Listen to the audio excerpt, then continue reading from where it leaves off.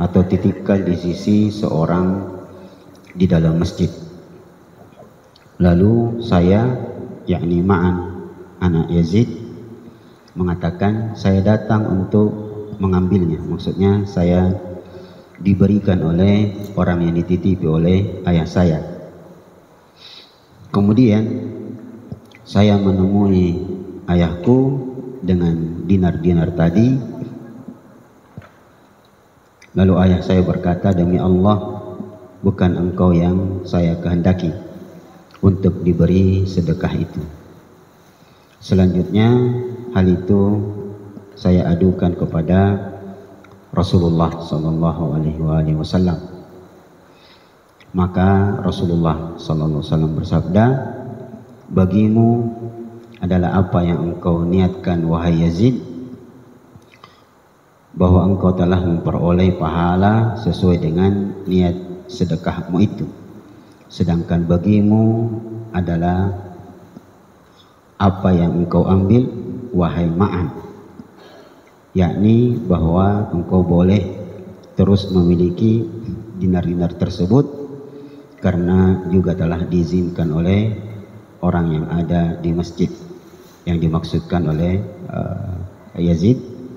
Hadis ini diriwayatkan oleh Imam Bukhari. Pelajaran dari hadis tadi, yang pertama, bolehnya mewakilkan sedekah. Hadis kelima, nah, jadi boleh kita mau beri ke orang, boleh suruh orang. Sebagaimana dalam jual beli, boleh kita suruh orang pergi membeli barang yang kita mau. Ya. Begitu juga, tidak apa-apa keluar sedikit, boleh mewakilkan pernikahan. Si A, jangan saya Buya, jangan saya. Ada Ahmad mau menikahi B, tapi dia terhalang jarak jauh, maka dia suruh adiknya yang pergi akad nikah. Itu boleh. Dan sekarang lebih modern, pakai video call. Dulu di zaman Soeharto itu pakai telekonferensi, sempat heboh. Dan itu boleh karena langsung lihat orangnya. Tetapi mewakilkan boleh. Yang penting nanti yang mewakilkan itu, yang saya suruh akad nikah di sana, dia tidak boleh saya terima nikahnya, tidak boleh. Dia bilang saya adalah wakil dari Pak Ahmad untuk menikah dengan si fulana. Begitu. Jadi boleh. Dan itu pernah dilakukan oleh Rasulullah sallallahu alaihi wasallam. Pernah beliau menikahi seorang wanita diwakilkan oleh Najasyi, Raja Najasyi. Jadi boleh. Jadi itu pelajarannya. Jadi boleh bersedekah, mewakilkan, jual beli juga boleh diwakili oleh orang lain. Cuma harus jelas mewakilkan. Jadi saya adalah cuma wakil saja. Jadi hitam di atas putih itu penting. Kemudian yang kedua, pelajarannya bolehnya dan mungkinnya seorang anak dengan bapaknya bersengketa.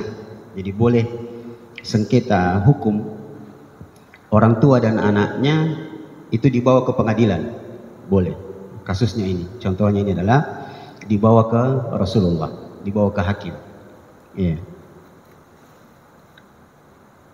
Cuma Imam Syafi'i mengatakan kalau cuma sengketa biasa dan bisa diselesaikan, jangan dibawa ke hakim, selesaikan saja.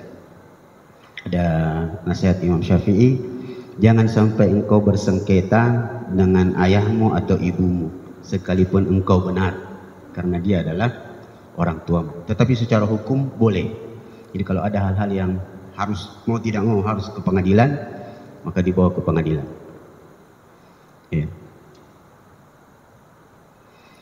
Ketiga, pahala sedekah telah sampai sekalipun salah sasaran, dan ini sudah kita sampaikan. Jadi kalaupun salah sasaran, ibu tidak usah khawatir. Yang itu kita mau, ternyata yang lain yang dapat. Kata ibu sedekah Jumat berkah, ibu titip pesan, tolong yang kita kasih itu yang yang miskin-miskin lah yang kelihatan masih-masih begitu orang Makassar bilang. Tapi ternyata yang naik mobil juga mampir di depan tak ambil, maka itu boleh. Ya.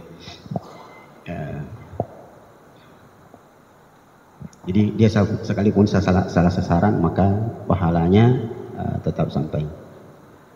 Saya balik. Bolehkah menolak pemberian hanya karena kita merasa tidak pas, tidak butuh? Misalnya ini hadiah untuk kita, jangan misalnya Pak, kasih saja itu, boleh tidak?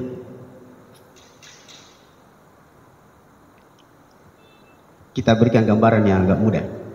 Di pinggir jalan orang bagi-bagi makanan, ibu lewat dikasih, boleh tidak ibu menolak? Tidak usah, kasih saja itu. Secara hukum boleh, tapi sebaiknya ambil saja lalu alihkan ke orang. Supaya apa? Pertama itu tadi, betul, supaya yang memberi tidak kecewa. Yang kedua, dikhawatirkan dia justru mencela ibu. Ngapa Min? Itu yang terjadi. Yang ketiga, manfaatnya ibu ambil baru kasih, itu berarti ibu menjadi cabang untuk memberikan kebaikan kepada orang lain. Ibu dapat pahala. Jadi ambil saja lalu berikan ke orang lain. Nah sekarang bolehkah memberi sedekah atau apa saja berupa uang atau benda kepada orang lalu kita bilang ini tabe hadiah untuk kita, sedekahku, doakan anak? Boleh tidak minta didoakan oleh orang yang kita beri? Boleh tidak Bu? Kan itu banyak dilakukan orang, terutama kalau pergi di pesantren kasih sedekah, tolong Pak Yai doakan kami. Boleh tidak? Hukum asalnya boleh, tetapi tidak pas. Sebenarnya yang pasnya adalah yang memberi itulah yang berdoa. Adapun didoakan oleh orang yang diberi itu baik. Ya. Kenapa? Dasarnya dalam surah Al-Insan. Surah Al-Insan kira-kira ayat 8. Innama nut'imukum liwajhillahi la nuridu minkum jazaan wala syukura. Surah Al-Insan ayat 8 kira-kira Bu. Sesungguhnya kami memberi kalian makan atau bantuan, kami tidak mengharapkan imbalan, kami cuma mengharapkan pahala dari Allah. Nah, jadi sebaiknya kalau sudah memberi, berdoa. Kalaupun didoakan oleh orang yang diberi, maka itu baik. Kenapa? Disebutkan dalam beberapa riwayat bahwa ad-du'a ba'da al-amali sholih madhannatun lil qabul. Berdoa setelah melakukan kebaikan, potensi diterimanya itu lebih besar. Jadi sebaiknya kalau sudah melakukan kebaikan, cepat-cepat berdoa. Karena ada pakar otak mengatakan dia dapatkan hasil penelitian bahwa seseorang ketika berada dalam keadaan baik, ternyata signal otak itu kencang sekali menuju langit. Iya, kencang. Jadi kalau sudah melakukan kebaikan, cepat-cepat berdoa, maka dia sangat baik. Nah, itulah sebabnya sekalipun ini ada polemik, apakah disunnahkan berdoa setelah sholat wajib atau tidak, maka yang tepat adalah sebaiknya berdoa selesai melakukan kebaikan, termasuk selesai sholat wajib. Ibu kalau selesai sholat wajib berdoa saja, sebab dia selesai melakukan kebaikan. Hanya saja yang perlu dipahami, kalau berdoa setelah sholat itu langsung jangan angkat tangannya, selesaikan dulu zikirnya supaya ada jeda. Itu yang berikutnya. Kalau selesai sholat, mau sholat sunnah, jangan langsung sholat sunnah, kasih jeda. Rasulullah SAW melarang orang yang selesai sholat wajib mau sholat sunnah langsung berdiri, tidak boleh. Dia harus memberikan jeda dengan berzikir atau sekedar ngobrol. Jadi boleh bu, orang ngobrol habis sholat, Assalamualaikum warahmatullahi, Assalamualaikum warahmatullahi, baru ketemu dengan bagaimana cerita-cerita, itu boleh. Setelah itu barulah sholat sunnah. Apa faedahnya? Kenapa kita dilarang sholat sunnah setelah sholat wajib langsung? Ya, untuk membedakan sholat sunnah dengan sholat jamak. Karena menjamak sholat itu tidak boleh ada jeda, tidak boleh ada jeda. Kalau kita safar misalnya, mau menjamak duhur dengan asar, begitu salam, istighfar 1 kali atau 3 kali langsung berdiri, tidak boleh duduk dulu. Tunggu dulu, ada teman masih berwudu, tidak usah ditunggu. Itu untuk membedakan sholat jamak dengan sholat sunnah. Begitu tadi kita kembali tentang doa. Kalau mau berdoa setelah sholat wajib, selesaikan dulu zikirnya, baru kita berdoa. Jelas bu ya? Baik, itu tambahannya. Kemudian yang terakhir, hadis kelima, pengulangan. Tidak boleh mengambil kembali atau meminta kembali sedekah atau pemberian yang telah diberikan. Tidak boleh. Kalau orang Makassar bilang dulu puru-puru singkulu. Ya, begitu ya. Puru-puru singkulu. Kalau bahasa hadis lebih parah. Orang yang mengambil atau meminta kembali pemberiannya itu seperti anjing yang memakan kembali muntahannya. Saking menjijikkannya itu meminta kembali pemberian. Karena ada orang begitu, pernah kita dapat. Nah, minta kembali pemberiannya. Saya pernah dapat ini. Dia menyesal memberi. Jadi ada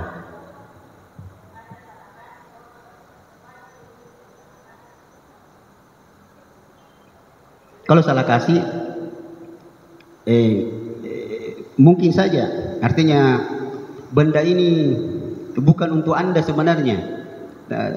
Tapi salah itu. Kalau dia merupakan makanan nih, apa boleh buat? Ikhlaskan mami, pergi mami kita beli yang lain. Kalau seandainya benda ini ibu kasih ke saya, padahal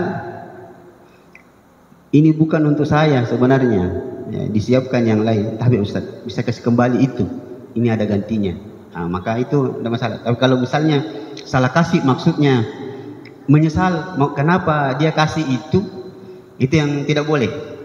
Misalnya begini Bu, ada dulu orang setelah dia beres-beres rumahnya, ternyata di gudangnya ada sepedanya anaknya, sudah tua, warnanya juga sudah tidak bagus. Akhirnya banyak kempes segala macam, dia kasih ke tetangganya. Kasihlah.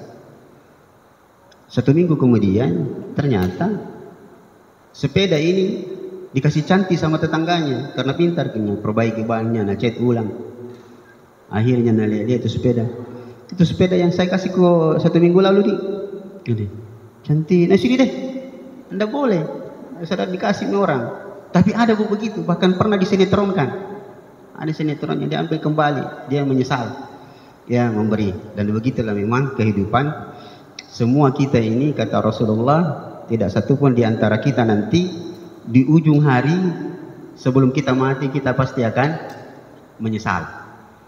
Jadi penyesalan itu ada 3. Penyesalan selama kita masih hidup. Ibu, di antara ibu tidak pernah merasa menyesal, pasti ada menyesal. Kemudian nanti kedua, ketika akan mati, sudah mau dicabut nyawanya, kita akan menyesal.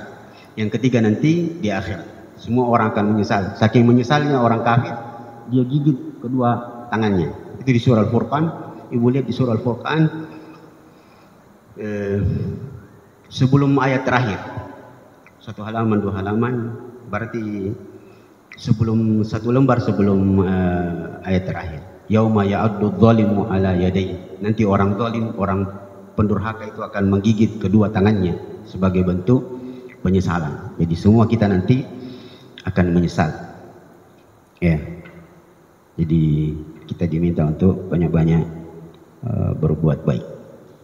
Kita lanjut Ibu, hadis ke-6. Hadis ke-6 ini hadis ke-6. Kita pindah ke hadis 6. Ada di buku tak? Sudah di Ibu? Hadis ke-5 sudah di? Nah, kita pindah ke hadis ke-6.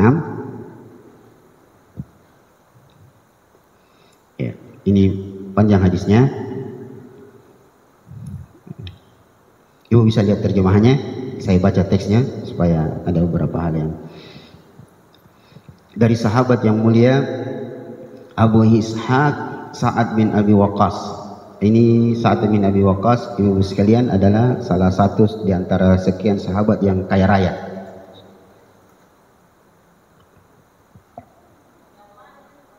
Hadis ke-6. Hadis ke-6. Kan tadi hadis ke-5 toh? Pengulangan saja. Dari Abi Ishaq. Masa hadis ke-7 itu Bu ya? Kalau saya hadis ke-6. Ya? Ke-7 ya? Enggak aja Bu, enggak aja. Kalau saya urutannya hadis ke-6. Ke-6 juga? Oh, kalau kita hadis ke-7 kita Bu. Oh, enggak apa-apa. Kalau yang tadi hadis ke-5, Ibu hadis ke-6. Oh, enggak apa-apa. Berarti nomornya saja yang berbeda, tapi hadisnya, teks hadisnya dia juga. Ya. Begitu. Jelas? Hadis ke-6 gitu lah, kan? Ya, jadi kalau kita tinggal rubah saja nomornya. Ya. Hadis ke-6. Bismillah.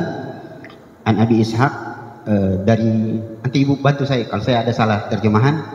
Dari Abi Ishaq Sa'ad bin Abi Waqqas radhiyallahu an, nama aslinya Malik bin Uhayb bin Abdi Manaf bin Zahra bin Kilab. Dia sebut begitu juga Bu ya? Iya. Bin Kilab. Ya. Kilab itu anjing. Nanti Ibu kita pelajari sebentar. Banyak nama orang Arab itu dinisbatkan kepada binatang. Seperti Raja Fahad. Raja Fahad dulu itu, Fahad itu artinya singa. Ya, ini lebih parah karena namanya Kilab, anjing. Nah, sebentar kita jelaskan kenapa orang Arab banyak-banyak menisbatkan sukunya, bahkan nama orang, kabilahnya itu pakai nama binatang.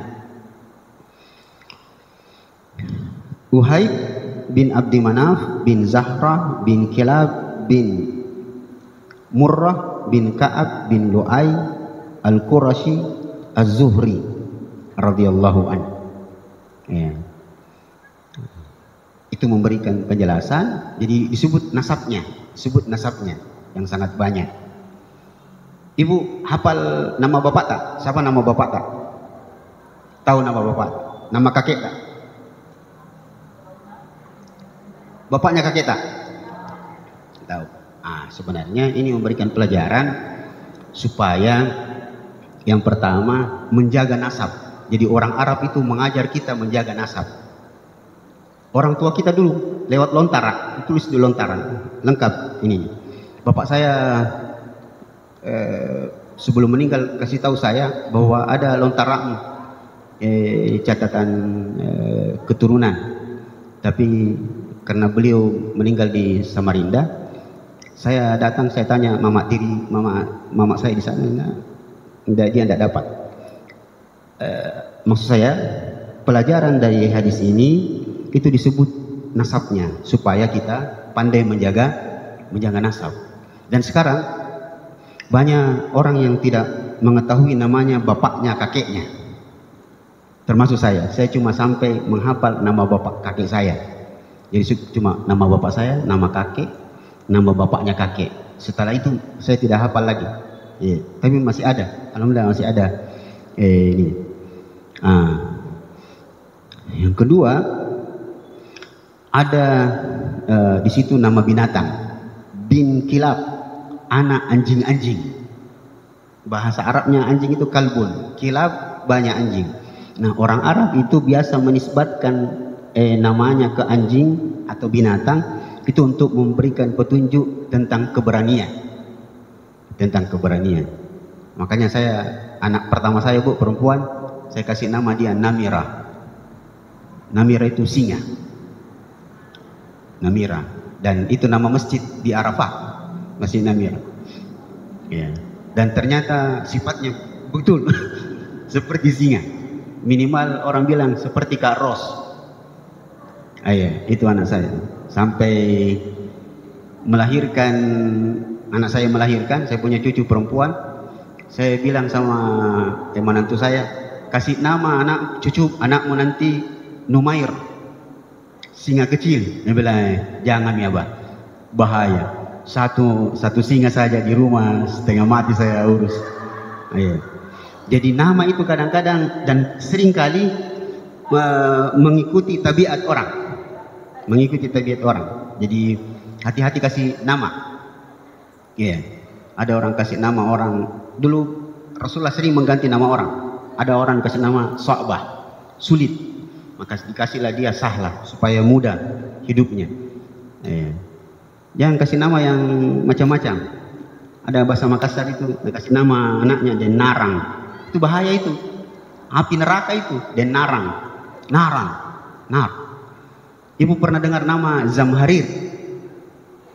Ada orang namanya Zamharir. Zamharir itu terik, panas bagian kepanasan neraka. Zamharira itu bahaya kasih nama ini. Kalau baik, kita lanjutkan hadisnya, Bu, pelan-pelan. Di sini banyak pelajaran nanti. Pelajaran ketiga dari nama ini memberikan petunjuk bahwa sahabat ini Quraisy dan dia ningrat. Jadi tidak mengapa kita itu berbangga dengan keturunan kita. Kita keturunan ningrat, tidak apa-apa, itu bagus. Kemudian beliau mengatakan, berkisah, dan ini salah satu di antara 10 sahabat yang dijamin masuk surga. Ada situ terjemahan tak? Satu di antara 10 sahabat yang dijamin masuk surga.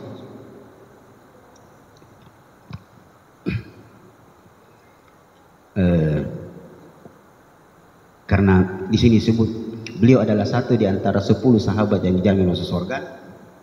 Ada sahabat lagi, Bu.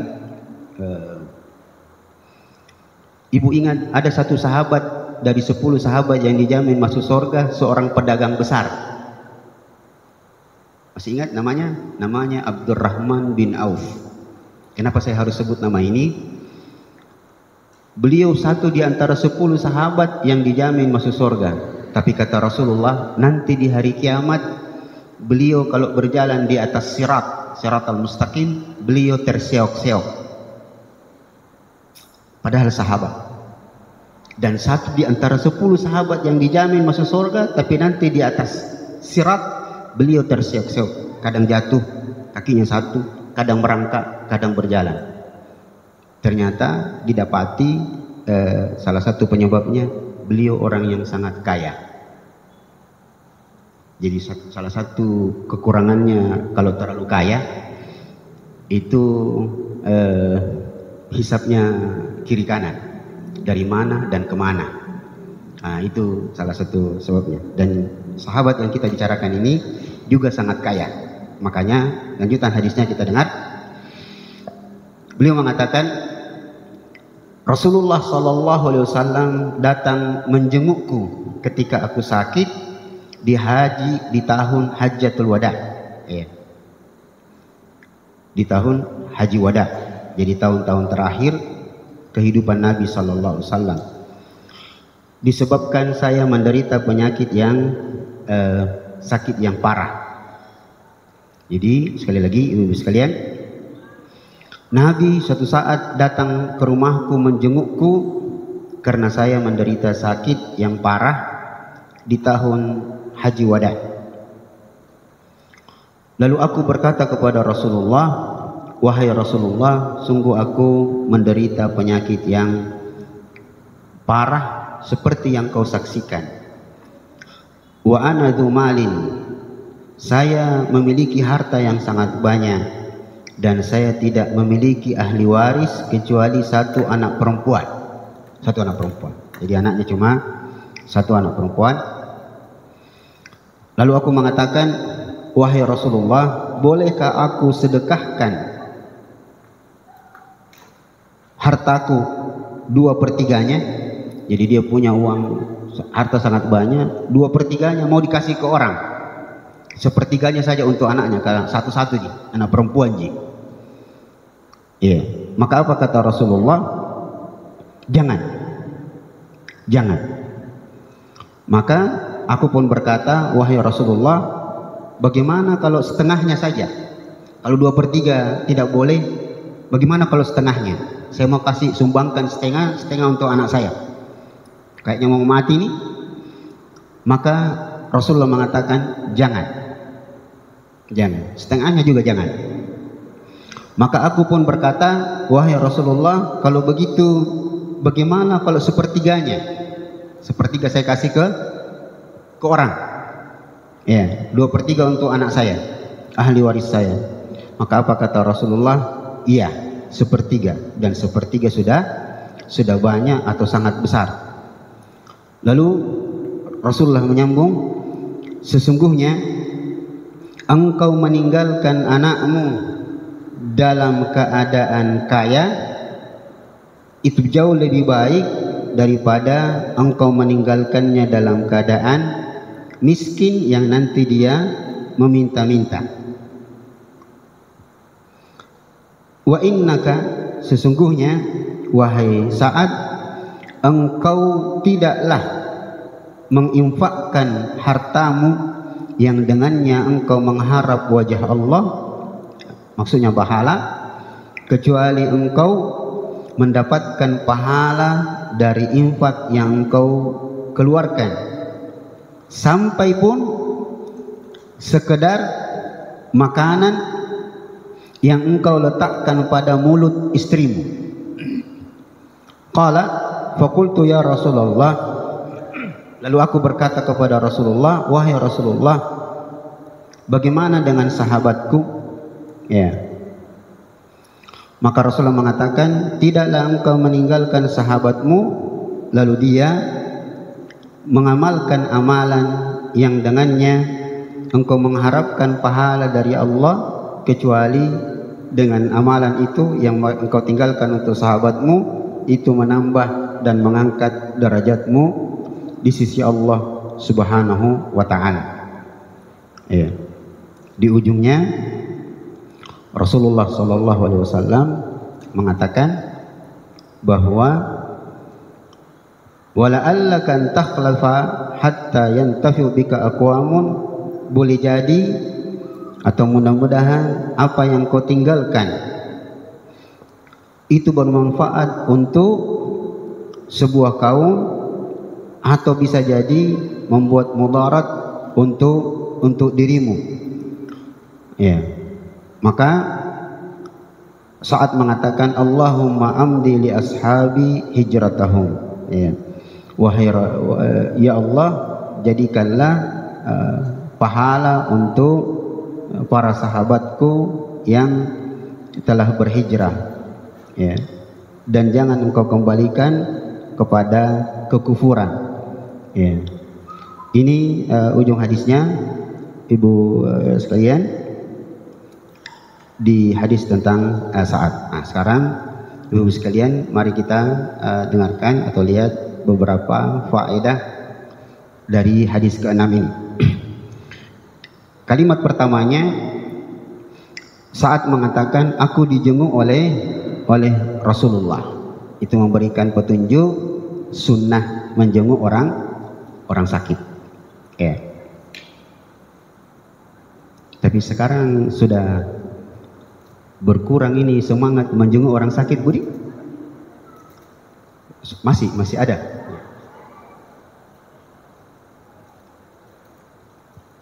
Nah, kalau begitu, kalau masih semangat Jeki jenguk orang sakit, ada beberapa hal yang perlu kita sampaikan.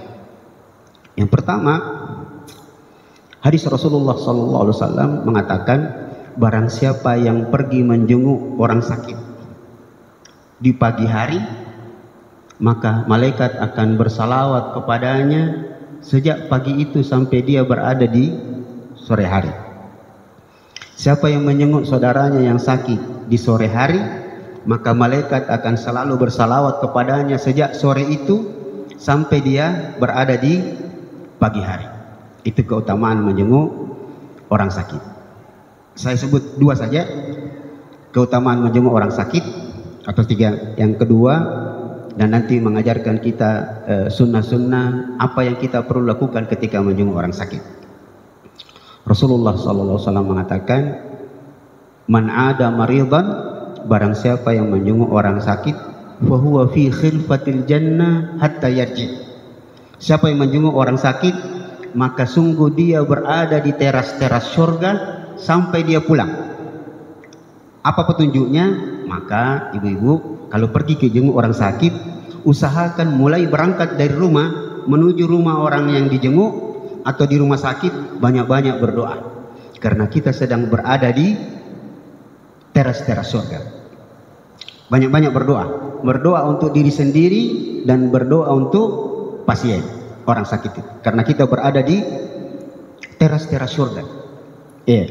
Dalam riwayat yang lain, sungguh orang yang menjenguk orang sakit sejak dia keluar dari rumahnya sampai di tempat pasien, dia akan selalu dinaungi oleh rahmat dan ampunan oleh Allah sampai dia duduk di sampingnya. Nah, di sini memberikan sunnah, kalau pergi ke jenguk orang sakit, Bu, usahakan jangan terlalu lama duduk di sampingnya. Duduklah di sampingnya dan jangan terlalu lama. Jangan terlalu lama ajak bicara orang sakit. Jadi duduk sebentar atau berdiri di sampingnya, pegang bagian yang sakit dari tubuh itu, lalu berdoa. Minimal doanya la ba'sa tahurun insyaallah, tidak apa-apa, mudah-mudahan ini menjadi kafarah, penghapus dosa. Tapi jangan diterjemahkan, jangan diterjemahkan. Saya sudah pernah cerita di sini, saya pernah dapat dimarahi sama om gara-gara saya jenguk orang sakit. Om itu sakit, masih keluarga dari ibu. Saya bilang, bagus gitu om, la ba'sa tahurun insyaallah. Dia bilang, apa terjemahannya itu nak? Aku bilang, itu mudah-mudahan sakit ini untuk penghapus dosa. Om saya langsung berubah duduknya dalam keadaan sakit. Dia bilang, memang kalau ustaz tidak ada dosa anak, saya banyak dosaku. Jadi dia salah paham dengan doa itu. Jadi doa jangan diterjemahkan, dibiarkan begitu saja. Ada doa-doa yang tidak bisa diterjemahkan, dia dibiarkan begitu saja. Termasuk ketika ada orang kena musibah, Bu, itu kita dianjurkan berdoa. Sayangnya kalau ini diterjemahkan bahaya. Kalau kita lihat ada orang kena musibah, itu kita berdoa, alhamdulillahilladzi afani mimma btalaka. Segala puji bagi Allah yang telah menyelamatkan aku dari musibah yang menimpamu, dan saya satu di antara sekian muslim yang dipilih oleh Allah. Itu kalau diterjemahkan bahaya itu. Iya, kau memang kau ustazku. Itu bahaya. Jadi ini yang perlu dipahami. Hadis terakhir tentang fadilah menjenguk orang sakit, dan ini penting ibu sekalian. Rasulullah SAW mengatakan, nanti di hari kiamat Allah akan berfirman. Nah, di sini ada kalimat yang memang perlu selalu dijelaskan. Nanti di hari kiamat, kata Rasulullah, Allah berfirman di padang mahsyar, wahai hamba-hambaku, aku sakit tapi kalian tidak menjengukku. Maka orang di hari akhirat itu mengatakan, dan kita berada di situ, bagaimana kami menjengukmu wahai Allah sedangkan engkau adalah Tuhan semesta alam? Maka Allah mengatakan, marida abdi fulan falam ta'udhu, hambaku si fulan pernah sakit tapi kalian tidak jenguk. Stressing ujungnya yang sangat penting. Ini jadi stressingnya. Allah mengatakan, ama alimta law uttahu lawajadtani indahum. Tidakkah engkau tahu, sekiranya engkau menjenguk hambaku yang sakit itu, engkau akan mendapati aku di sisinya. Allah mengatakan, sekiranya engkau menjenguk orang sakit, engkau akan mendapati aku di sisinya. Ulama mengatakan hadis itu memberikan 2 petunjuk yang sangat hebat. Yang pertama, kemuliaan orang yang menjenguk orang sakit. Sebenarnya sejatinya ibu-ibu sekalian, kalau kita menjenguk orang sakit, sebenarnya kita lagi berziarah menemui Allah Subhanahu wa taala. Itulah sebabnya sekali lagi kita disunnahkan untuk banyak-banyak berdoa ketika menjenguk orang sakit. Yang kedua, ketika Allah mengatakan sekiranya engkau menjenguk orang sakit, engkau akan dapati aku di sisinya. Itu artinya sebenarnya sakit itu bukan penghinaan. Sakit itu justru cara Allah untuk kita semakin dekat. Jadi kalau sakit santai saja, Allah bersama kita. Dan ternyata didapati secara psikologis, ternyata memang orang sakit itu kalau berdoa, doanya lebih khusyuk daripada orang sehat. Ya Bu ya? Kalau orang sehat berdoa bahkan tidak berdoa, ya Allah, pasti saya ini kan selesai. Tapi kalau orang sakit, wih syahdu sekali tuh doanya, oh kering, kenapa?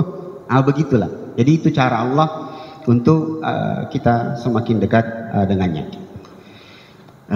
Ini sunnah-sunnahnya, makanya kita sebut di sini menjenguk orang sakit, mendapatkan salawat malaikat, berada di teras-teras surga, atau dia berziarah kepada Allah.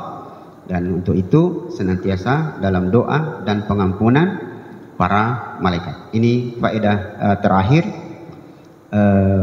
menjenguk orang sakit.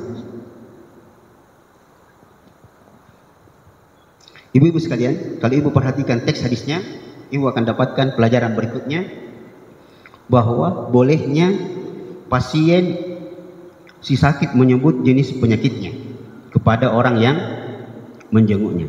Jadi kalau kita ditanya sakit apa Ki, boleh kita sebut, saya sakit sakit hati, berarti lever. Bahaya itu lever. Baik.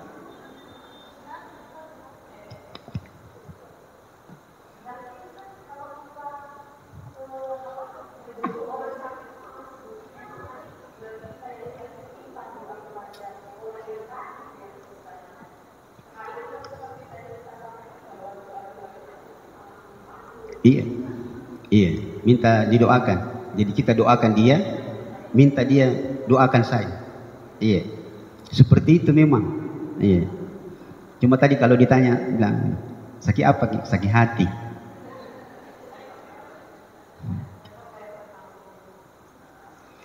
Mau Ki tahu supaya tidak mudah sakit hati, Bu?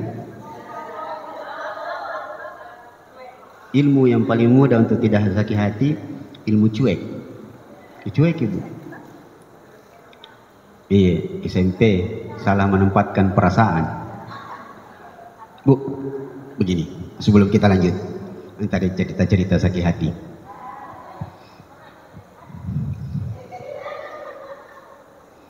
Begini Bu,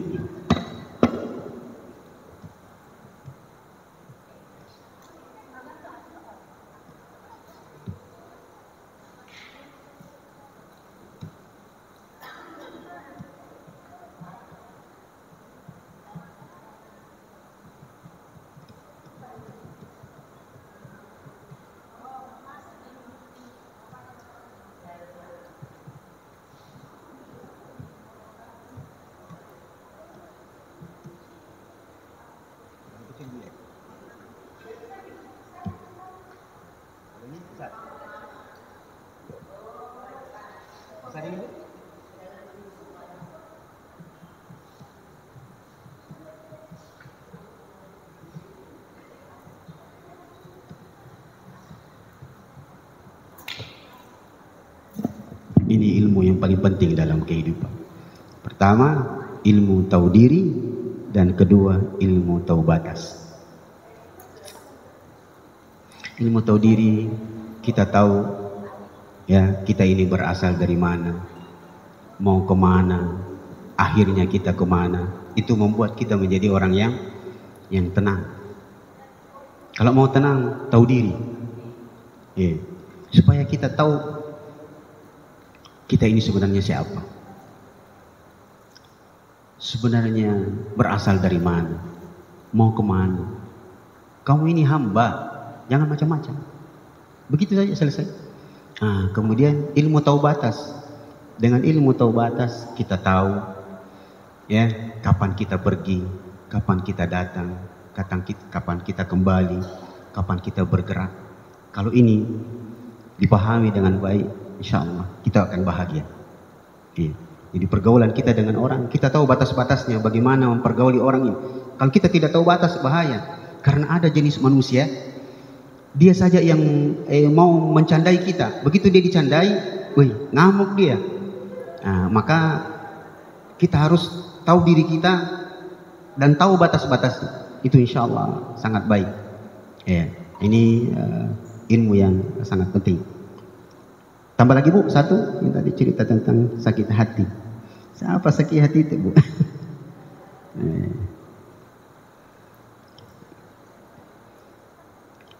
Mau doanya Bu, doanya supaya tidak gampang sakit hati. Itu jadi ulang terus yang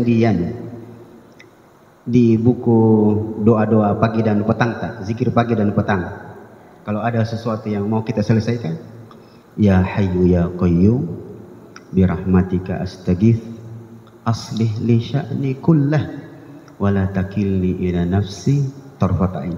Ada di pertengahan buku zikir pagi dan petang. Kalau ibu dalami baik-baik, dia masuk di sini. Ya Hayyu ya Qayyum, yang wahai yang maha hidup, wahai yang maha berdiri sendiri. Ya Hayyu ya Qayyum birahmatika astaghith, rahmatmu, kasih sayangmu, aku selalu mengharapkannya. Dia seperti hujan yang saya nantikan. Aslih li sya'ni kullah, perbaikilah seluruh keadaanku ya Allah. Hebatnya kalimat berikutnya penting. Ketika kita mengatakan aslih li sya'ni kullah, perbaiki seluruh keadaanku ya Allah. Wala takilni ila nafsi, jangan kau biarkan aku menyelesaikan masalahku sendiri. Tarfata ain, sekalipun sedetik saja, jangan kau tinggalkan aku ya Allah. Selesai. Iya. Itu doa pertama. Ada di kita punya di doa zikir pagi dan petang. Doa kedua diajarkan oleh Rasulullah juga doanya, dan ibu tahu pernah dengar ini. Allahumma inni as'aluka hubbak wa hubba man yuhibbuk wal amal alladhi yuballighuni ila hubbak. Ya Allah, aku memohon cintamu dan cinta orang-orang yang mencintaimu dan cinta yang membawa aku kepada keridhaanmu. Kalau kita pahami dengan baik, selesai. Ya Allah, aku memohon cintamu dan cinta orang-orang yang mencintaimu. Jadi kalau ada orang benci ibu, nah sudah mikir berdoa begini, berarti orang itu bukan orang yang mencintai Allah. Selesai persoalan. Ya toh? Cuek saja, cuek. Iya. Suka-suka kau lah. Aman kita. Setelah itu kita tahu diri, tahu batas. Selesai. Insya Allah tidak sakit hati mak itu. Cuek saja. Jadi ilmu kepo dan ilmu cuek itu penting. Kepo hanya untuk urusan agama. Apa amalannya itu orang sampai tenang sekali saya lihat. Tapi jangan kepo untuk urusan pribadinya orang. Ya, kasih setengah mati gitu. Cueklah untuk urusan pribadinya orang, tapi kepolah dengan ketaatannya orang, kebaikan-kebaikan. Itu. Nah, untuk itu kita perlu tahu diri dan tahu batas, tahu diri. Sudah tua tapi rajinnya beribadah. Anak muda hebatnya beribadah, maka saya tidak begitu. Kita tahu batas-batasnya, jadi insya Allah tidak sakit hati mikir nanti itu Bu, insya Allah. Tidak menderita mikir nanti. Baik, kita ke berikutnya, pelajaran berikutnya. Jadi boleh seorang pasien menyebut penyakitnya. Aduh deh, sakitnya kena mah. Maka itu boleh. Kemudian, ini ada yang terlupa sebenarnya Bu.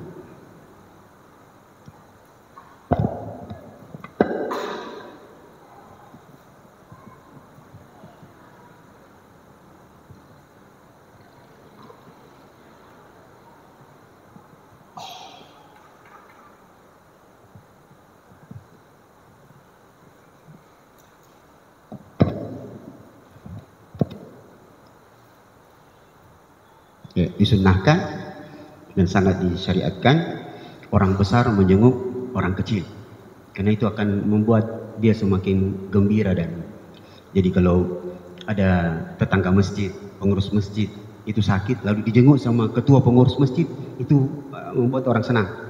Rasulullah menjenguk sahabatnya yang mungkin lebih miskin dari beliau. Berarti ada pegawai dijenguk oleh bosnya, itu menyenangkan. Bahkan saya pernah dapati satu keluarga itu anaknya kerja di satu instansi pemerintah, yang jenguk itu yang ada di ucapan bela sungkawa itu di bawahnya tertulis direktur, ada satu jenderal. Itu keluarganya bangga. Jadi bukan cuma si pasien yang bangga, yang keluarganya juga bangga. Bukan orang sembarangan itu yang sakit atau yang meninggal itu yang kasih ucapan bela sungkawa jenderal, itu membuat dia bangga. Jadi disunahkan orang besar menjenguk orang kecil. Kalau orang kecil kasihan, biasa kesulitan menjenguk orang besar. Saya sering bingung kalau mau menjenguk orang besar, apa dibawakan ini. Itu kadang-kadang yang membuat kita terhalang. Undangan orang besar, amplopnya ini. Sama terakhir, ibu diundang dulu waktu menikah anaknya Ibu Eca, yang menikah sama anaknya Pak Menteri Pertanian.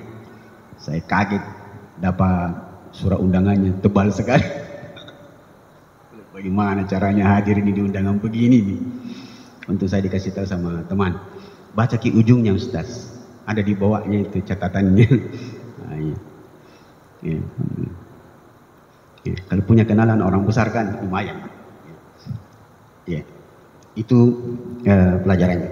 Nah, pelajaran berikutnya, karena hadisnya panjang, yang berikutnya dari hadis ke-6 tadi, bolehnya mengumpulkan harta dengan syarat dengan jalan yang halal. Boleh. Islam, agama kita tidak melarang kita jadi kaya. Bahkan kaya itu penting. Saya mau kasih pilihan, seandainya saya penguasa surga dan neraka, ibu pilih mana?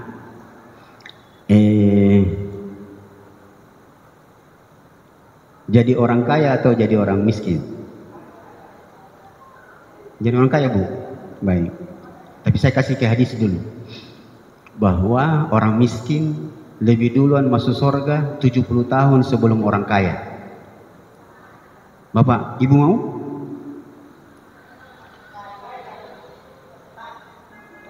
Nggak ada orang kaya cepat. Nggak ada orang kaya cepat.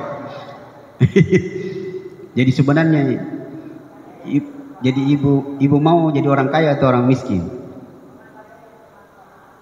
Orang kaya yang bermanfaat. Betul. Sebenarnya dua-duanya memiliki keutamaan. Jadi orang kaya dan orang miskin. Hanya saja Nabi SAW ada doa beliau yang disalahpahami orang.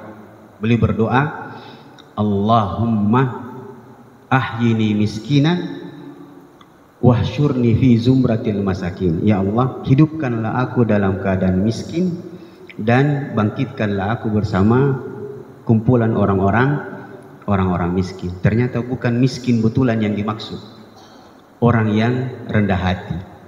Jadi yang miskin yang dimaksud oleh Nabi adalah yang rendah hati. Jadi orang kaya itu penting. Sebab untuk membangun, mau pergi umroh pakai apa?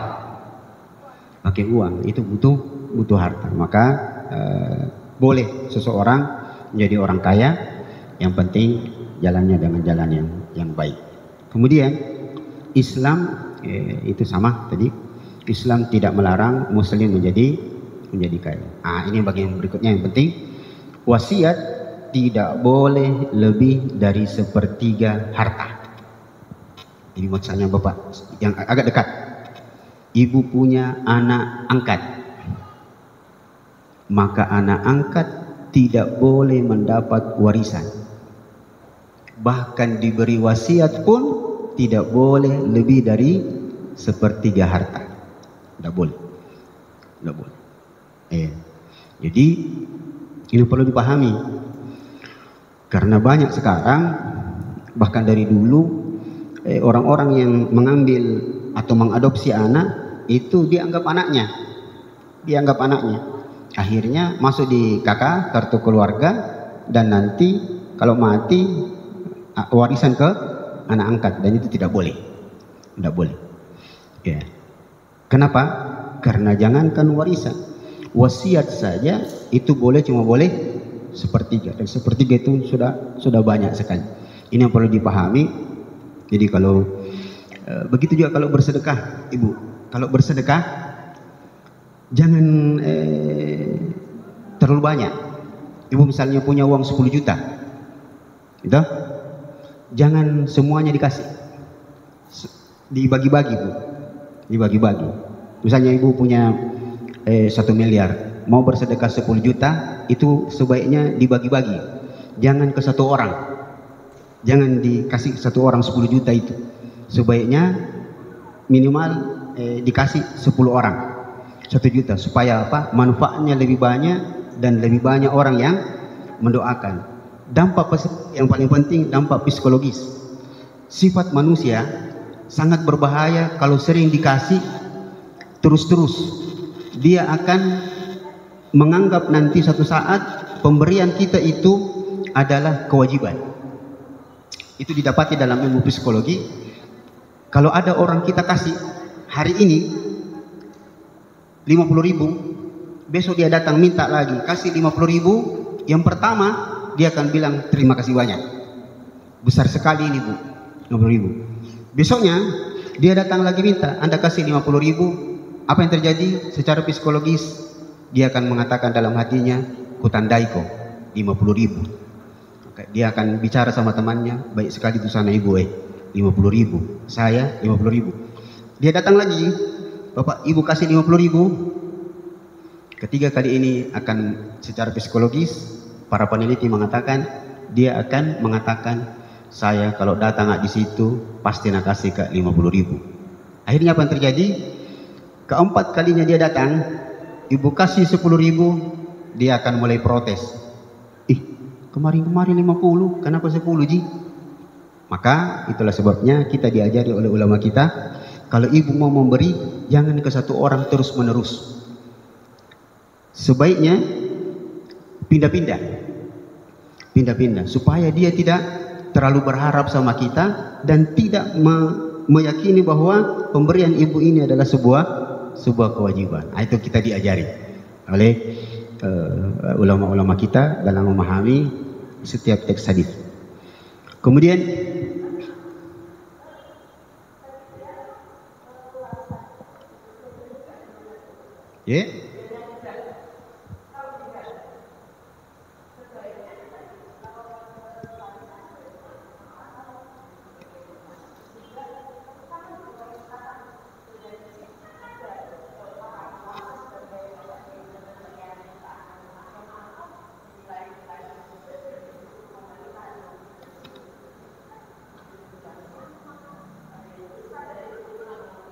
itu nanti diatur Bu. Kalau wasiat atau hibah itu memang berbeda sebenarnya pemanfaatannya. Atau tidak apa-apa saya sebut, ada beberapa istilah dalam agama kita yang biasa disalahpahami orang. Jadi yang agak dekat-dekat, zakat, infak, sedekah. Zakat itu hukumnya wajib.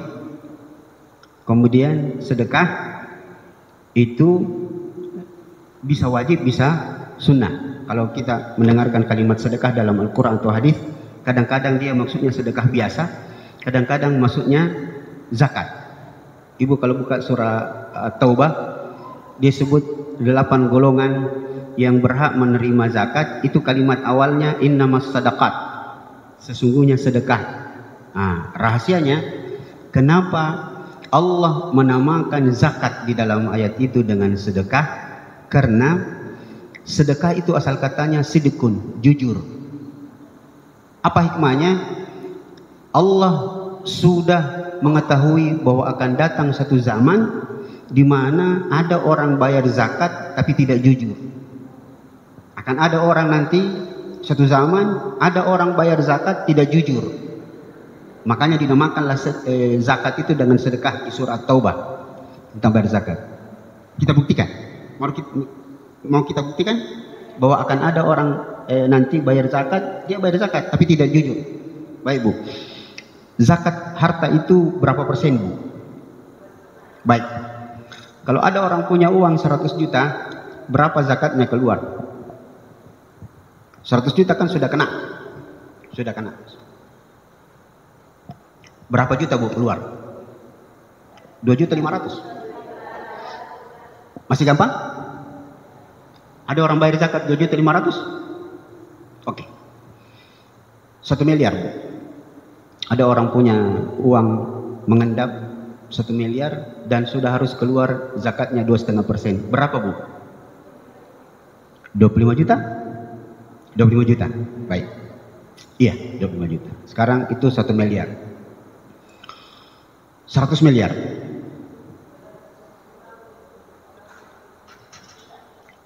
100 miliar Bu. Kalau 1 miliar 25 juta. Iya. 10 miliar 250 juta. Ya Bu ya. 100 miliar 2,5 miliar. Pernah dengar ada orang bayar zakat 2,5 miliar? Ada, tetap ada. Tapi orang-orang tertentu, dia tidak mengeluarkan uangnya 2,5 miliar untuk jadi zakat. Tidak ada. Tidak ada. Kalaupun ada 1-2 orang. Sekarang 1 triliun berapa zakatnya?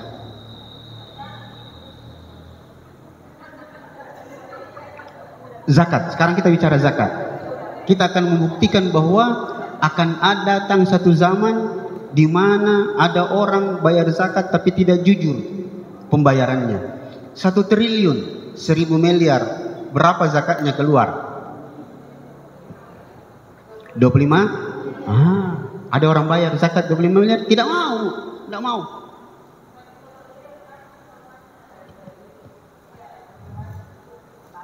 Tidak, itu tidak, memang harus zakat keluar. Beda dengan pemberian biasa. Ini akan kita bahas nanti. Zakat harta Ibu, zakat harta. Iya, makanya saya bilang tadi di surah At-Taubah Allah menamakan zakat dengan sedekah. Maksudnya apa? Sedekah itu asal katanya jujur, sedekah. Maka akan datang satu zaman orang bayar zakat tidak jujur. Coba bayangkan, 1 triliun harus keluar 25 miliar. Tidak mau orang Bu. Padahal di Indonesia ini banyak orang kaya. Yang saya tahu Khairul Tanjung itu punya harta 50 triliun. 50 triliun. Itu berapa zakatnya? Tidak mau dia bayar. Apalagi dia orang Indonesia. Deh, bayar zakat. Bayar juga pajak. Setengah mati. Nah itu zakat. Nah, infak berbeda maknanya. Infak itu bisa bermakna wajib. Kalau infak dimaknakan wajib, maka dia zakat. Tapi ada infak, itu infak biasa, nafkah. Yang dalam bahasa Indonesia namanya nafkah. Nafkah kepada istri, anak, itu wajib. Itu wajib. Ada namanya infak-infak biasa. Itu kota apa itu namanya Bu? Kota amal atau kota infak? Kota infak. Karena dia memberi. Nah sekarang, ada kalimat yang agak dekat-dekat. Setelah zakat, infak, sedekah, sekarang warisan, hibah, wakaf. Warisan, hibah, wakaf. Warisan itu adalah harta yang ditinggalkan oleh pemiliknya dalam keadaan mati. Kalau dia sudah meninggal, maka harta yang ditinggalkan namanya warisan. Kalau harta itu dibagi sebelum dia meninggal, itu namanya macam-macam. Tapi saya mau bawakan ke satu kalimat, yaitu wasiat yang makna lain, kata lain yang dipakai oleh ulama Saudi itu namanya atiyah. Nah, kalau misalnya ada seorang, misalnya bapak kita di belakang itu punya anak, berapa anak Pak KB? Oh 1. Saya mau yang 5. Ada orang anaknya 5. Dia punya harta banyak, rumahnya di mana-mana, di 5 tempat. Ada di Citraland, Citra Land, Sudiang, ada di Baruga sini, ada di mana-mana. Bapak ini berpikir, daripada nanti saya mati jadi warisan berkelahi anakku, sekalipun mereka semuanya anak pesantren, tapi kan banyak potensi yang dia bisa berubah. Iya, anak pesantren mungkin dia baik, tapi mungkin istrinya, iparnya, segala macam mengganggu dia. Maka berpikirlah sang bapak ini, daripada nanti bertengkar anakku, lebih bagus saya bagikan memang nih. Dan itu jalan keluar menghindari warisan. Daripada dia jadi warisan berkelahi, maka dibagi memang. Itulah yang diistilahkan dengan wasiat. Yang biasa kalau pengacara itu menulisnya dalam bentuk wasiat atau hibah. Tapi sebenarnya dia wasiat, yang istilah yang lebih dekat dipakai oleh Syekh Al-Utsaimin itu namanya atiyah. Atiyah adalah harta yang diberikan oleh pemiliknya sebelum dia meninggal untuk menghindari pertengkaran anak-anaknya ke depan. Itu boleh dibagi, namanya atiyah. Ini kau naik, ambil memang. Tapi sebaiknya dikumpulkan semuanya. Dia tidak boleh secara lisan, harus ada catatan hitam di atas putih. Harus ada, dan ada pengacara di situ, atau apalagi namanya Bu, yang notaris ada di situ. Jangan cuma dikasih tahu saya, nanti nak kau anak pertama, yang itu saja yang kecil. Ya, kan tradisi orang Bugis, orang Sulawesi Selatan itu selalu anak bungsu yang dapat yang besar. Orang Bugis saya bilang, orang Sulawesi kebanyakan anak bungsu yang dapat yang besar. Nah, daripada mereka bertengkar, bagi-bagi memang nih. Kau yang ini bagaimana? Setuju? Kau yang di Citra Land, oke? Semua sepakat? Oke. Kau yang di Citra Garden, oke? Kau yang di Baruga, oke? Kau yang di Baruga 2, selesai? Semua selesai? Catat baik-baik, notaris catat baik-baik. Itu namanya atiyah, yang sebenarnya intinya adalah wasiat. Itu adalah wasiat. Nah, itu beberapa istilah yang harus sebenarnya selalu diajarkan kepada umat ini, karena salah paham bahaya. Itu Bu kira-kira penjelasannya. Jam berapa ini Bu? Belum Pi? Sedikit lagi. Baik. Ada yang kurang? Baik.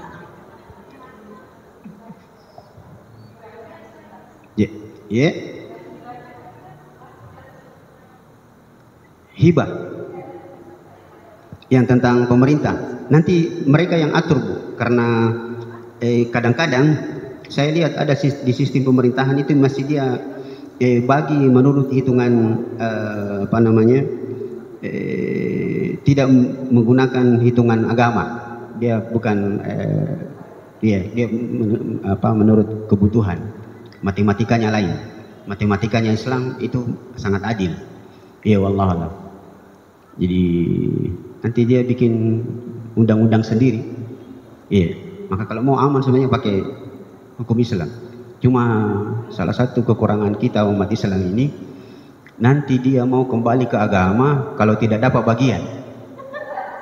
Iya Bu. Saya biasa kalau ditanya orang, Ustaz, mau bertanya ini Ustaz, masalah apa? Masalah warisan Ustaz. Bagaimana gitu dalam Islam? Aku bilang, kayaknya sedikit bagianmu. Nah itu nih. Kalau sedikit bagiannya protes dia mau bawa ke Islam. Kalau banyak diam-diam begitu rata-rata umat Islam.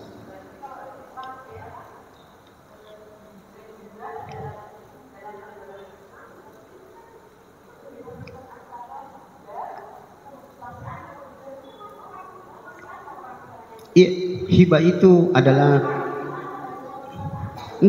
itu hak yang pemilik, hak yang punya, suka-sukanya dia. Saya mau kasih orang lain boleh, lebih banyak daripada yang itu boleh. Tidak boleh ada yang protes. Bahkan anak saya pun tidak boleh protes, karena hibah saya mau kasih. Seperti itu. Yang penting dia tidak lebih dari sepertiga. Iya. Itu aturannya. Tidak boleh lebih dari sepertiga, tapi besarannya untuk diperbandingkan dengan satu dengan yang lain itu hak pemilik. Misalnya saya sepertiga ini, katakanlah saya orang kayanya, Bu. Bilang pakai amin. Ya. Ada uang sekarang 100 miliar. Yang dia adalah sepertiga dari harta saya. Maka ini ada beberapa sepupu saya, keponakan dan segala macam. Ada teman saya kasih sepupu saya 1 miliar lagi. Ada teman saya kasih 3 miliar. Boleh tidak? Boleh. Karena itu hak saya, dia hibah. Begitu, Bu, maksudnya. Wakaf nanti lain. Wakaf itu harta yang diberikan sesuka hatinya yang punya, tapi tidak boleh ditarik. Tidak boleh ditarik karena wakaf dan tidak boleh berganti fungsi. Katanya ada jangka waktunya yang namanya wakaf. Anda tahu kalau sekarang dibuatkan aturan wakaf itu Dalam agama, Ustaz. Pemberian berupa benda atau apa saja yang dia harus dimanfaatkan sesuai dengan fungsi yang diminta oleh pemberi. Misalnya saya mewakafkan tanah ini untuk masjid, maka tidak boleh digunakan untuk lain. Tidak boleh. Tidak boleh diganggu. Tidak boleh diganggu gugat.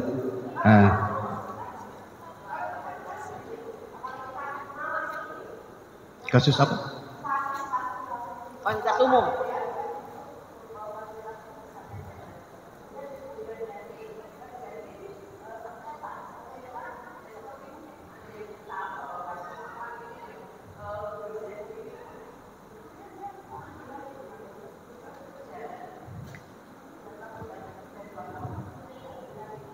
Kasus juga Pak Ustaz, saya sambung Bu Ramli.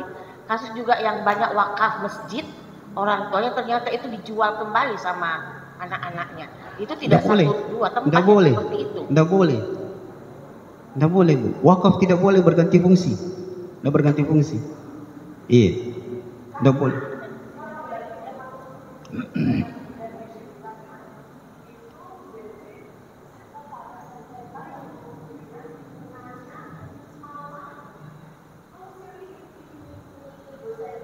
Iya.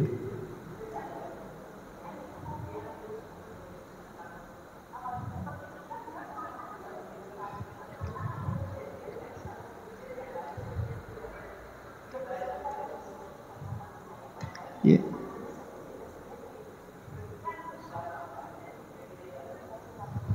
Iya. Iya. Kalau memang dia dianggap darurat dan penting, tapi hukum asalnya wakaf itu tidak boleh diganggu gugat fungsinya. Kalau saya bilang pemilik tanah ini dipakai sekolah, maka tidak boleh diganggu untuk dialihfungsikan yang lain. Tidak boleh, itu wakaf. Iya, karena harus begitu. Kecuali misalnya ada hal-hal darurat yang beberapa meter mau dipakai jadi jalan, ya apa boleh buat.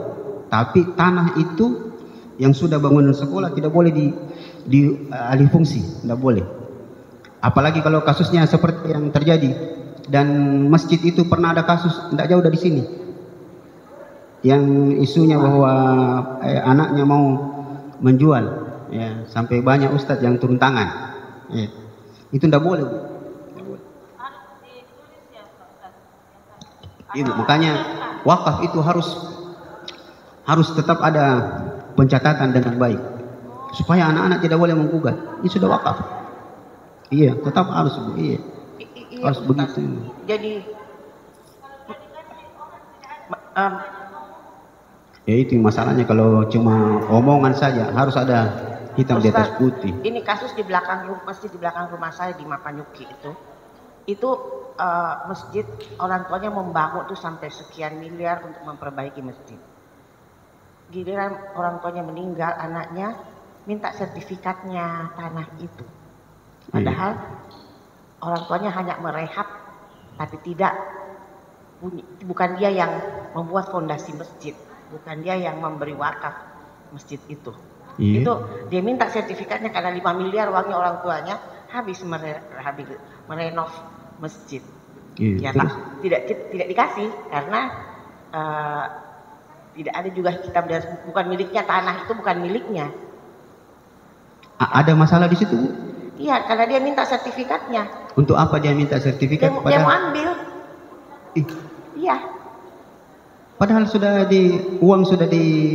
Karena dia menganggap bahwa uang orang tua saya sudah masuk 5 miliar di masjid ini. Ya cocok nih, tapi kan untuk bangun masjid. Ya.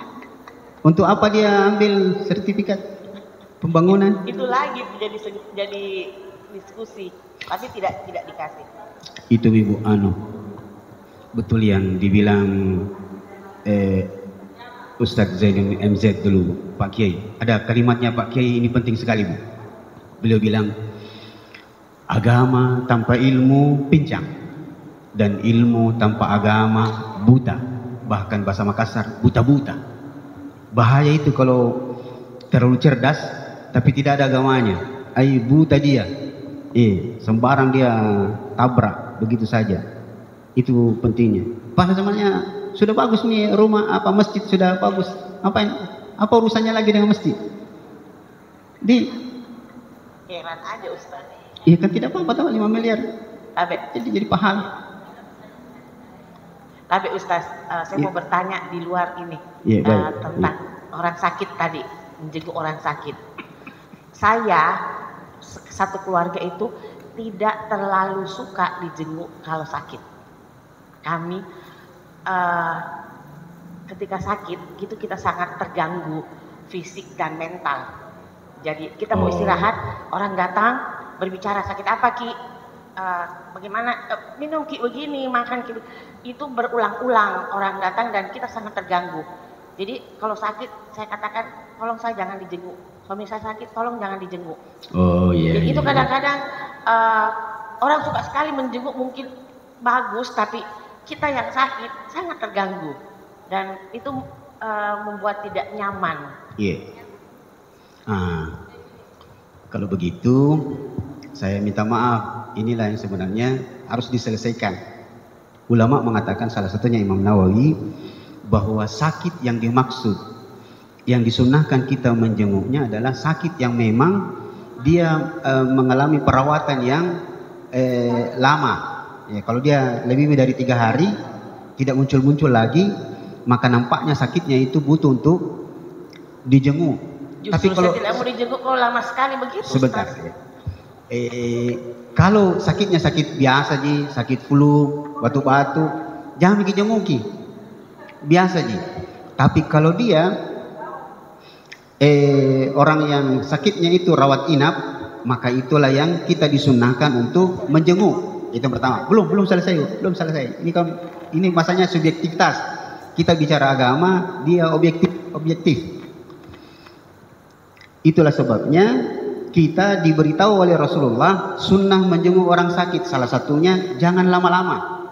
Kalau menjenguk orang sakit jangan lama-lama. Sekedar memperlihatkan wajah kita, mendoakan, selesai.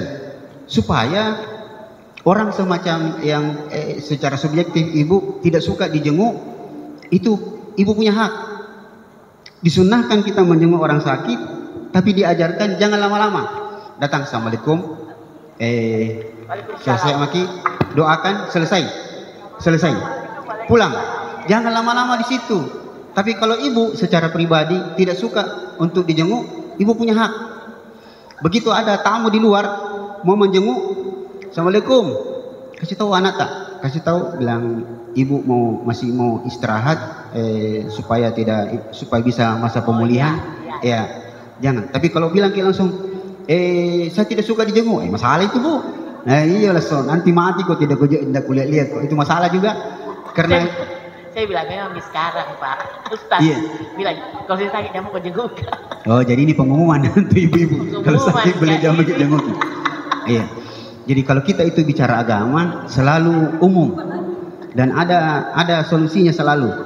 Menjenguk sunnah, tetapi Anda harus tahu adab. Pelan-pelan. Assalamualaikum, jangan sakit apa Ki? Wih, bahayanya baru-baru tetangga sakit begini mati juga. Itu masalah, terlalu jujur. Doakan saja, selesai. Jangan. Begitu juga sama Bu, bertamu itu tadi ilmu tahu diri dan tahu batas. Saya Bu dapat ilmu banyak dulu waktu saya di Jogja. Saya heran, saya bertamu di rumah teman, saya dikasih teh penuh, gelasnya besar, gelas bir itu yang besar. Saya diajari oleh orang tua saya sejak kecil, kalau kita bertamu di rumah orang, tehnya itu kalau dia kasih minum, dihabisi, dan itu bentuk penghormatan bahwa kita menghargai jerih payahnya orang. Ternyata ini terlalu banyak, akhirnya saya buang. Begitu teman itu masuk ke rumah, saya buang setengahnya, baru setengahnya saya habisi.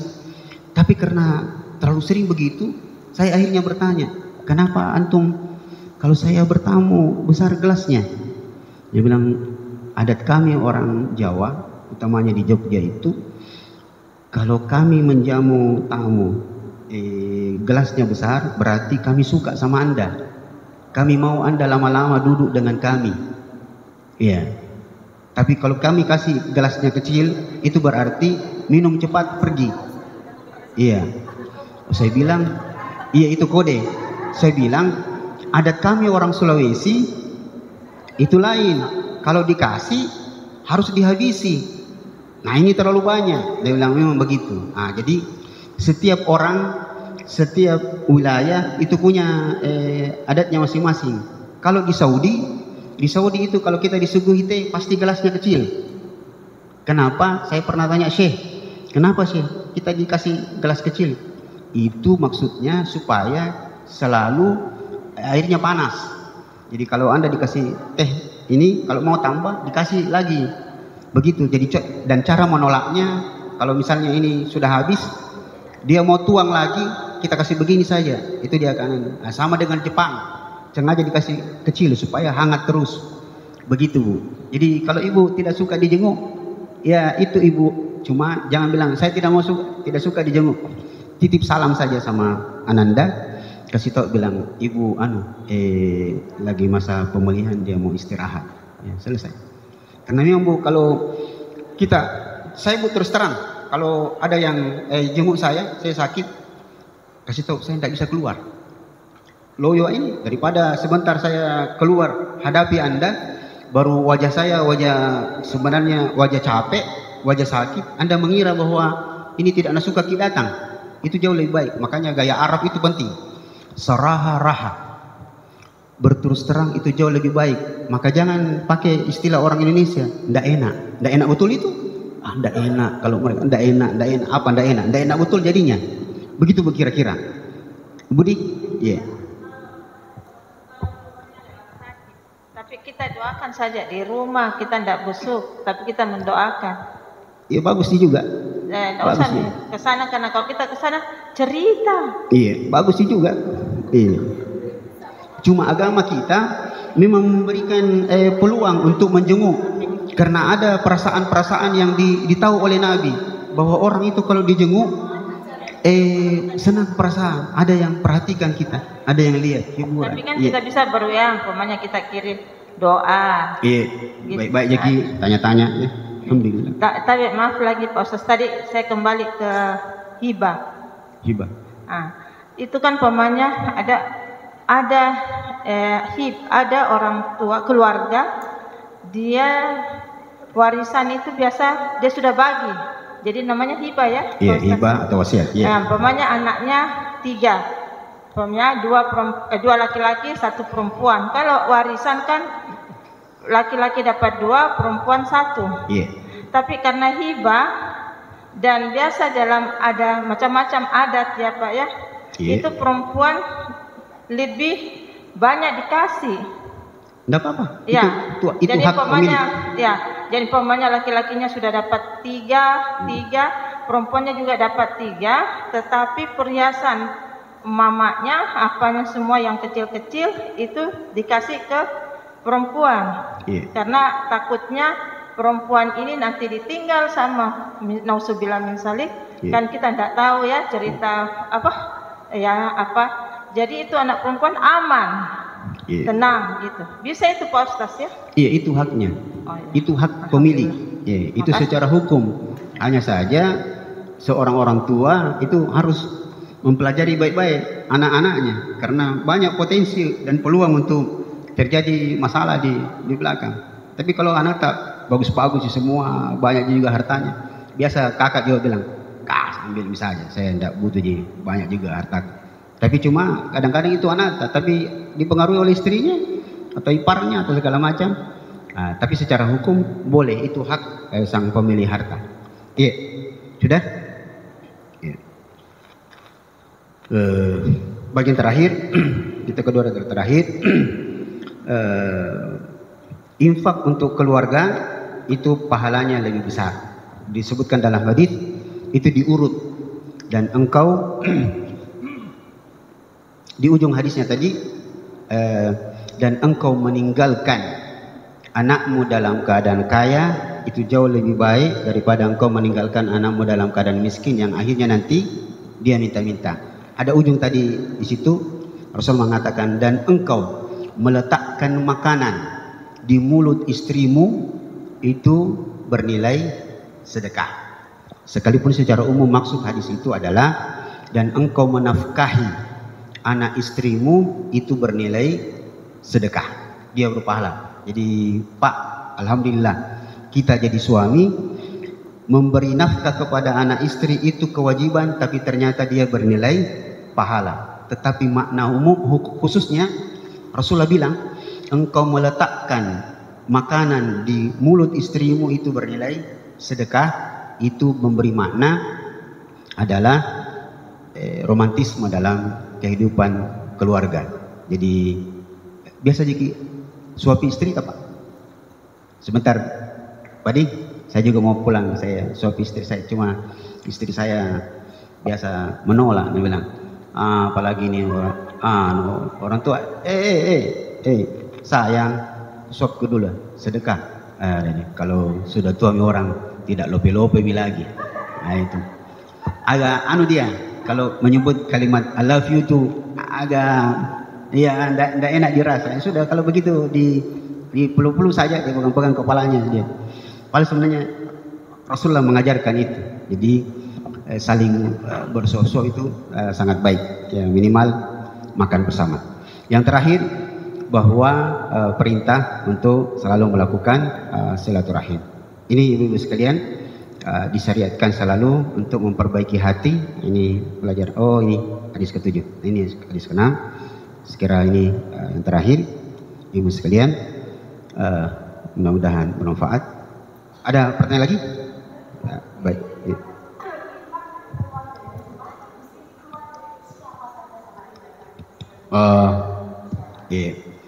Saya perdengarkan hadisnya. Saya agak lupa teksnya secara pasti. Engkau memberikan dinarun, 1 dinar yang kau berikan kepada istrimu, 1 dinar yang kau berikan kepada anak yatim, 1 dinar yang kau berikan kepada orang miskin, 1 dinar yang kau belanjakan untuk peperangan, maka yang lebih besar pahalanya adalah 1 dinar atau 1 rupiah yang kau berikan kepada anak istrimu. Jadi ada nanti di situ ada hadisnya. Jadi memberikan nafkah itu diurut anak istri dulu, kemudian berikutnya termasuk nanti orang tua atau saudara yang masuk dalam keluarga yang bisa jadi tanggungan kita, baru nanti keluar. Mirip dengan berdoa. Jadi kalau ibu berdoa itu memulai untuk diri sendiri dulu, kemudian anak, istri, keluarga, kemudian orang tua, kemudian orang lain, sahabat-sahabat kita, kemudian orang lain secara umum, lalu kaum muslimin secara umum. Jadi nanti doanya itu ditutup, Allahumma ghafir lil muslimina wal muslimat wal mu'minina wal mu'minat. Lalu doa ditutup dengan, ibu kalau menutup doa dengan apa? Salawat atau Al-Fatihah? Salawat. Yang benar menutup doa adalah dengan salawat, bukan dengan Al-Fatihah. Ya, karena namanya pembuka ya pembuka. Begitu Bu, kira-kira. Demikian, mudah-mudahan bermanfaat. Kita berdoa kepada Allah Subhanahu wa taala, semoga Allah selalu memberkahi setiap langkah kehidupan kita sebagai balasan ketaatan yang kita lakukan. Terima kasih atas perhatiannya. Semoga Allah selalu memaafkan kita semua. Sallallahu ala Muhammadin wa ala alihi wa sahbihi wasallam. Assalamualaikum warahmatullahi wabarakatuh.